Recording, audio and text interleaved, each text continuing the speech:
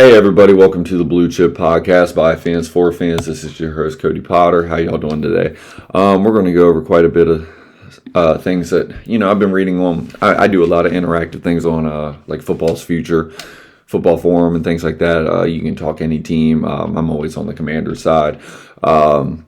There's a couple reports that came out this weekend on X, Twitter. I'm all over the place with it.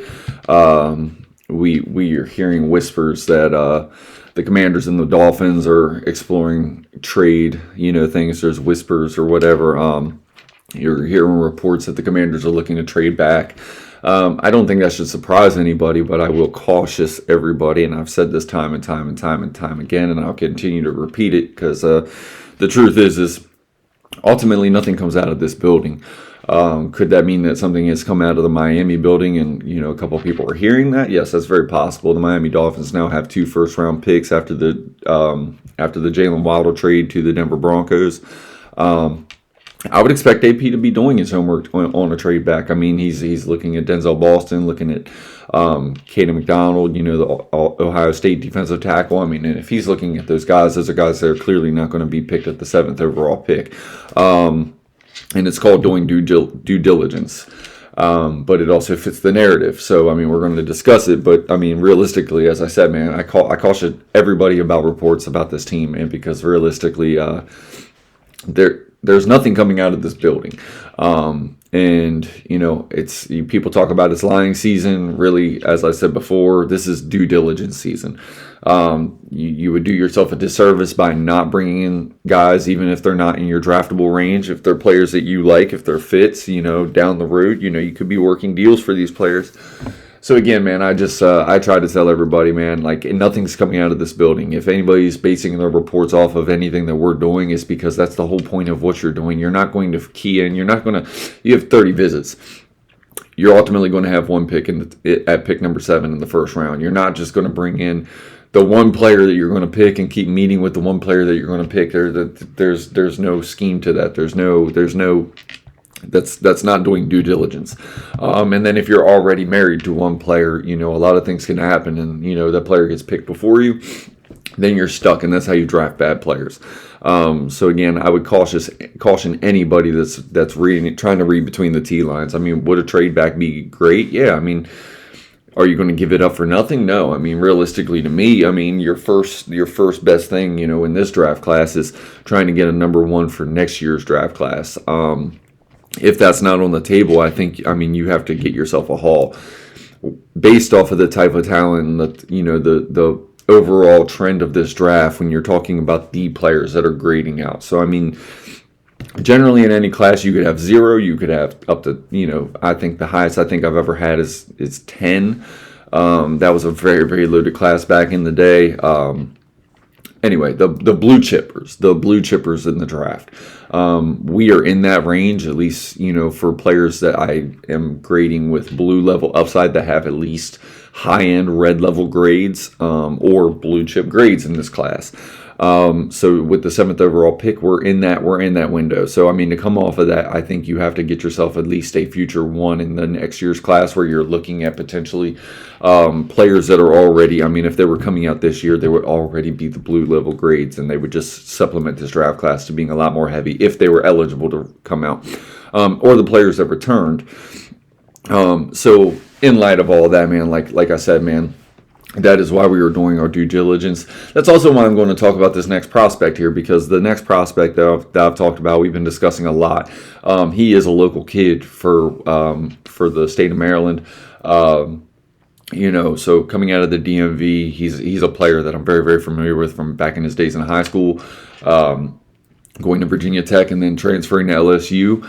I think I've said it before. In a trade down scenario, that's probably the best range for this guy. I do think he is worthy of a top 10 pick. Realistically, and this is part of what it says, man. When I tell you about the blue chip grades, height, weight, speed is a factor in these grades. It has to be there. If Mansoor Delane, the cornerback from LSU, in Virginia Tech, if he was coming out at 6'1", about 205 pounds with 33-inch arms, this guy is a true blue chipper based off of his grade last year. But then, I've discussed, whether it was listening to, Joel Klatt, whether it was listening to, local media and things like that, report on certain guys because of the visits and things like that. Mansoor Delane has definitely picked up the narrative because he had a top 30 visit with the Washington Commanders, ran a 4.38 at his pro day. And he has the tape to match. I mean, whether it's the zone match scheme, whether it was playing man, there was a ton of man at Virginia Tech. This is the part of football that I really, really love. This is going to be everything for me.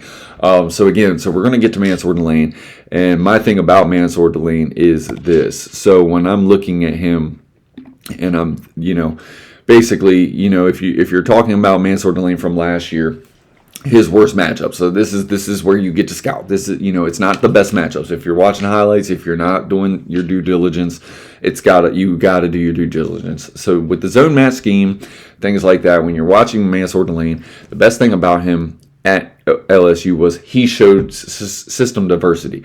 It was a ton of man. I mean, we're talking about 85% man at Virginia Tech.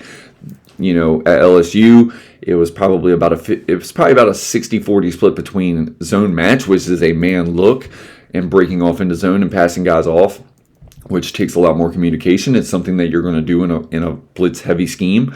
And then, factoring in the man and staying in the man look. And it's just another way to be creative on the back end of the defense with trying to bring pressure. So again, Mansoor Delane, everybody talks about his worst graded game. I've talked about KC Concepcion because I think he is a first-round prospect.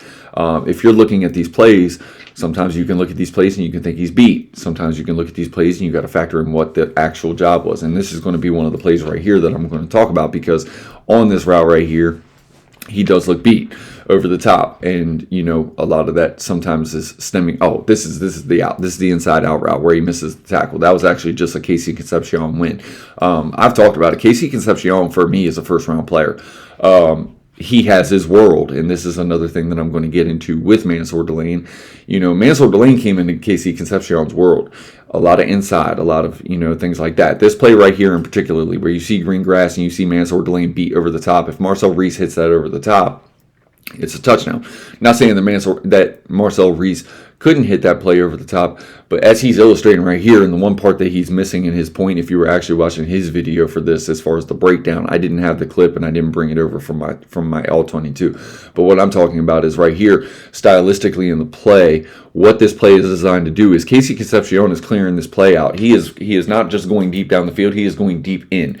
So he is hitting the seam route right here.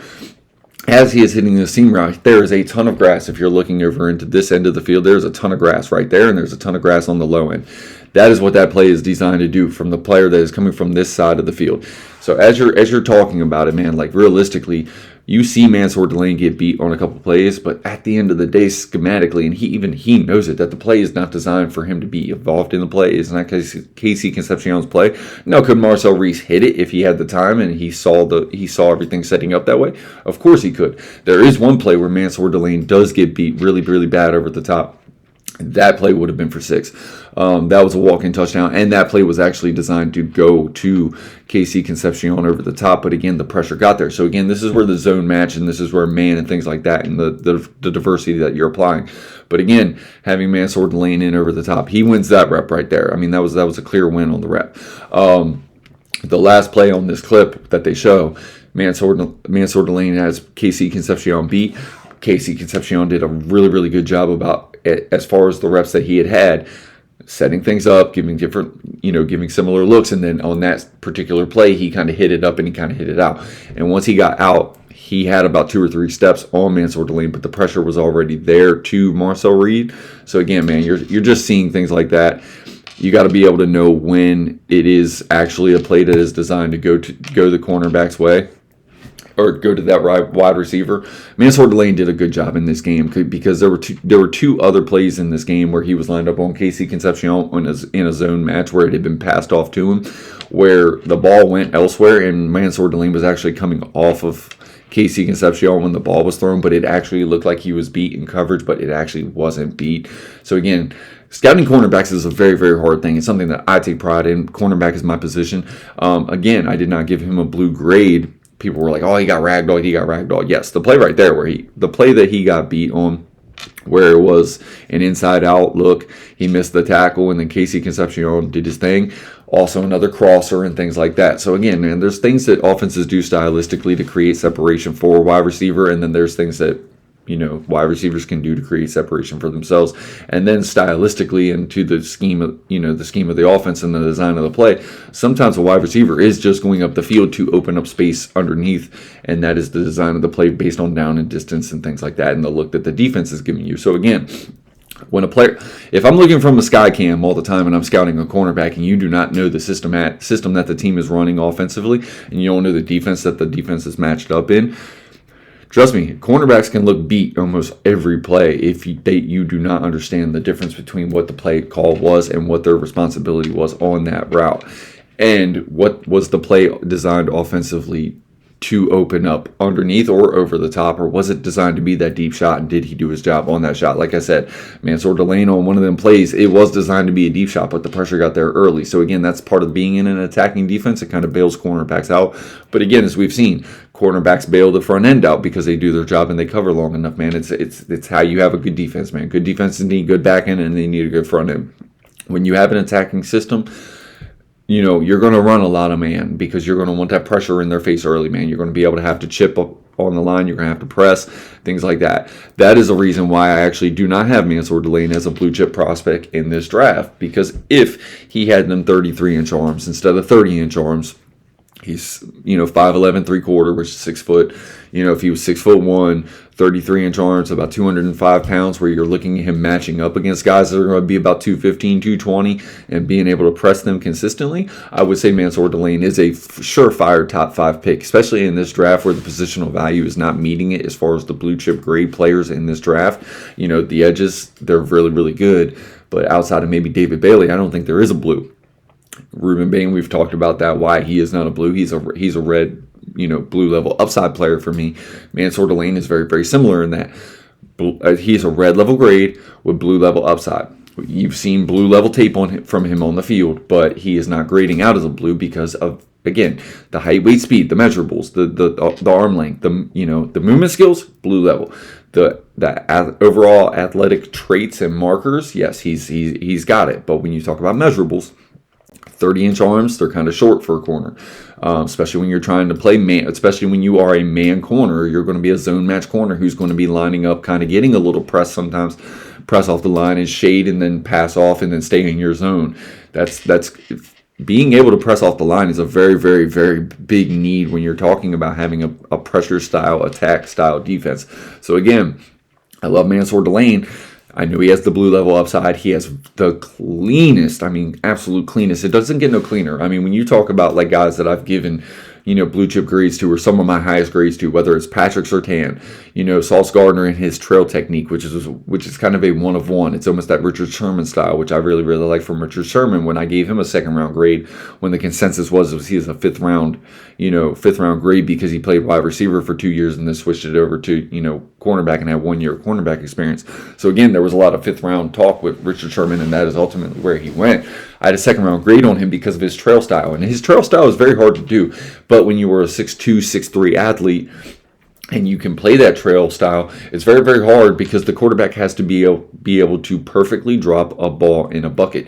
When you're 5'10" playing trail technique, you give the quarterback a lot more help. So again, man, if you're going to be a defense that's running that trail technique, you don't really want shorter corners. That's why Seattle was always going for a bigger corner, except for Devin Witherspoon, who is a one-of-one type player, as far as that, because Devin Witherspoon was my highest grade player and true blue. He knows what he's doing, man. And again, he plays a little bit different technique, and he does it a little bit differently. And at least Seattle gave him the leniency to play his style of defense on his side, and that's why it works out over there in Seattle. But when we saw Reek Woolen playing the trail, 6'4" athlete, they can run with you guy, has the playmaking ability to be able to go over the top, and when the quarterback does not throw a perfect ball right in the bucket, right over top of the wide receiver's back shoulder, or the outside shoulder, in front of him, it's either going to be very well defended or it's going to be picked off every time. So again, that's the advantage to having that type of corner for me in this attack style defense. And again, like it fits. He is definitely a scheme fit. for everything that he's done, and he showed a very elite level ability to be able to do all these things. KC Concepcion was the one that I wanted to bring up because I like to bring up team players' bad tape.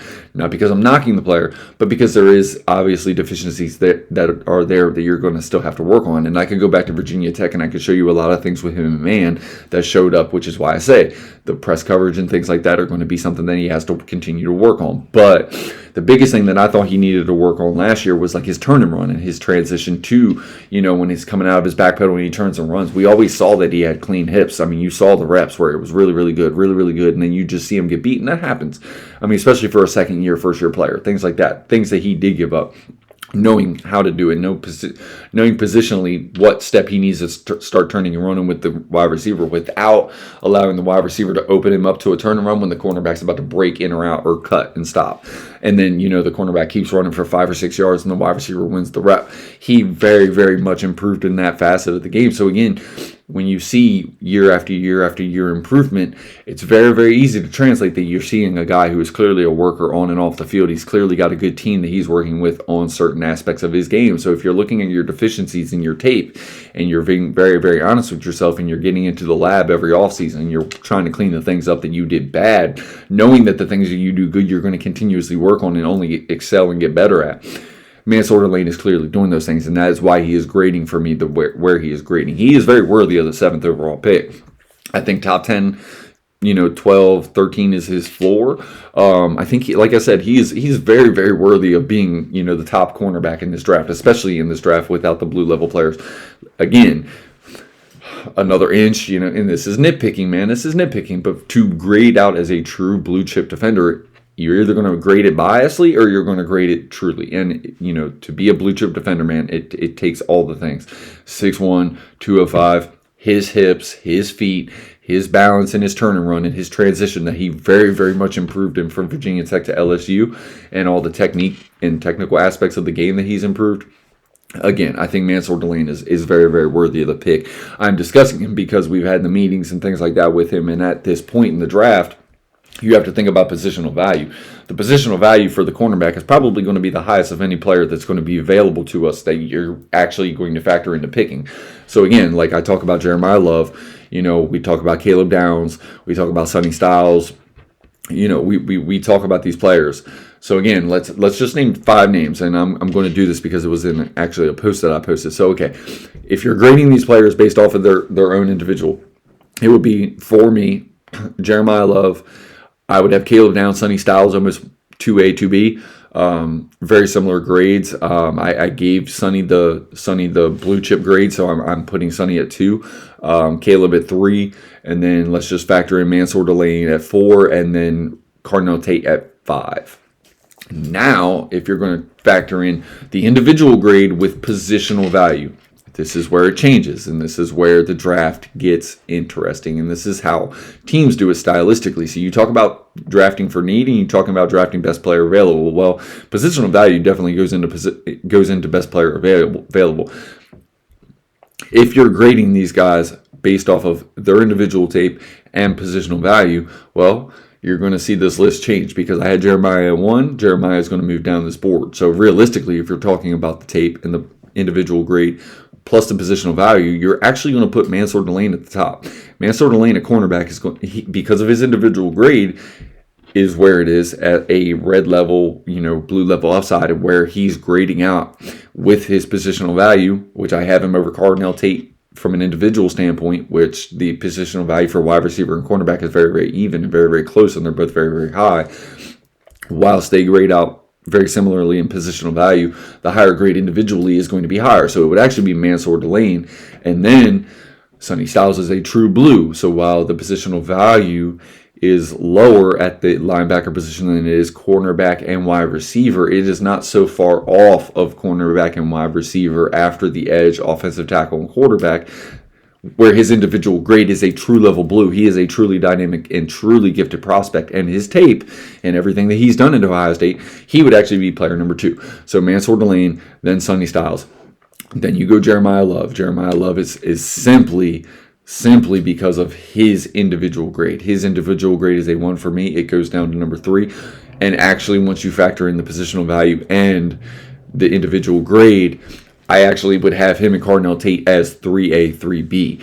And it would be the same grade when you're factoring in positional value. So realistically, you can swap those names or you can put them however you want. But Jeremiah Love, Cardinal Tate are right there with each other. And then Caleb Downs would be the last, because the safety position is almost considered the least important position on the football field.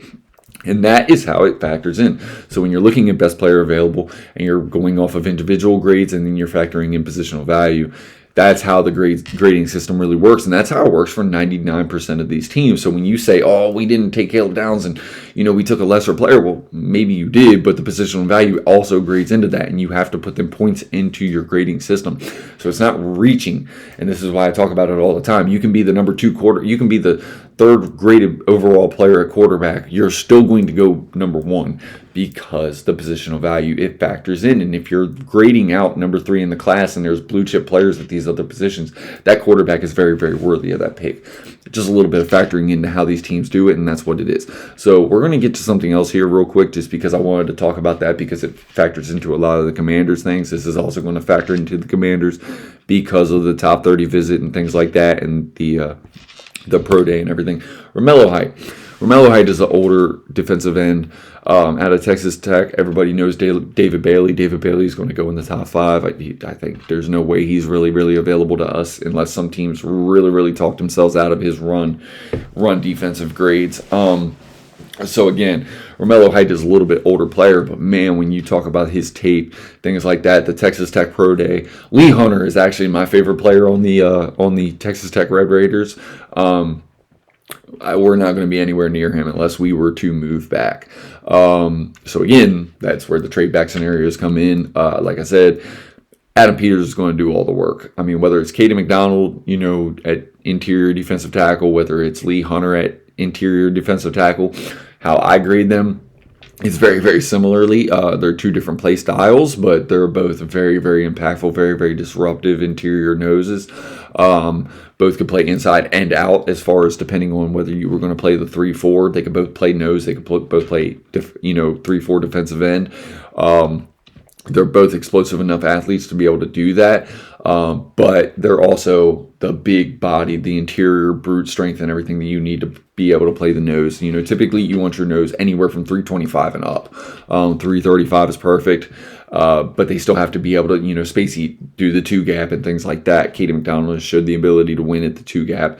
He is also, keeping linebackers clean, very, very similarly with Lee Hunter when they run the 2 gap and things like that. And then when they attack, when it's 1 gap, you see them guys get pressure interior in, very, very disruptive in the passing game and passing department. Romello Height, he is a player that's coming here on a top 30 visit. He is a guy that could be around in the round 2, round 3. If he was 22 years old, I mean, we're probably talking about a guy that's late 1, early 2. So again, it's a skill set. My best friend, he loves him. I love him too. I mean, realistically, that type of burst off the ball, him and Akeem Mesidor are 2 very, very interesting prospects. Akeem Mesidor has his own journey, being a player that came out of Canada and things like that. Romello Height, sorry. Excuse me. So anyway, Romello Height coming out of Texas Tech. Woo, 3 for the money. Anyway, so again, Romello Height coming out of Texas Tech, Akeem Mesidor coming out of Miami U, both being 25 years old. You're talking about older prospects. So you're talking about guys that you're not going to get picked in the first round. By the time that they're going into their second contract, they're going to be 28, 29 years old. So again, there's a reason these guys will fall to, the second or, third round, because you're not getting, they've already got the mileage. And then how long did it take them to translate in college football? Is it going to take them that same amount of time to translate to the NFL and the speed of the NFL and the talent level of the NFL? There's all these things that factor into the grading process. And we're going to see what these teams do in April. But Romello Height was a guy that I definitely wanted to talk about because he sets the edge in the run. He sets the edge in the pass. He's a very, very disruptive, very, very twitched up guy.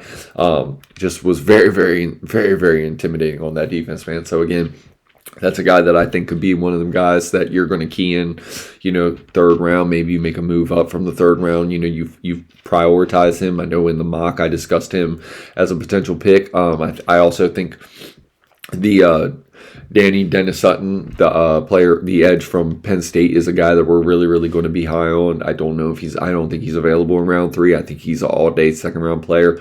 Honestly, with first-round, type talent. I mean, Danny Dennis Sutton has a blue chip level, athletic testing grade and things like that. So again, and you saw at times in Penn State that Danny Dennis Sutton could be a blue level player. He's got that type of upside tape.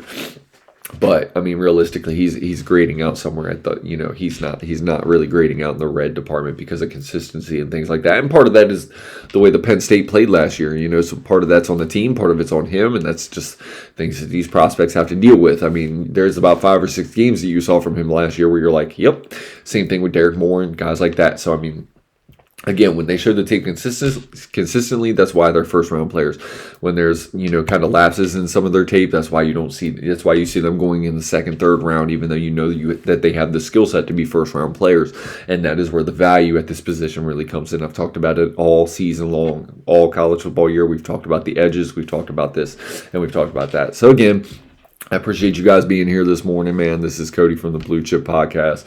We're going to get out of here, man. Like I said, I just wanted to talk about some of these stories that, kind of came up in, forums and, interactive settings, over the course of the weekend. Kind of thought it'd be fun, kind of break down a little bit of football and 2 prospects that are, kind of being really discussed here. And kind of give flowers to another prospect that we're not really discussing here, but I think is, should have a much higher grade on himself than what I've seen consensusly.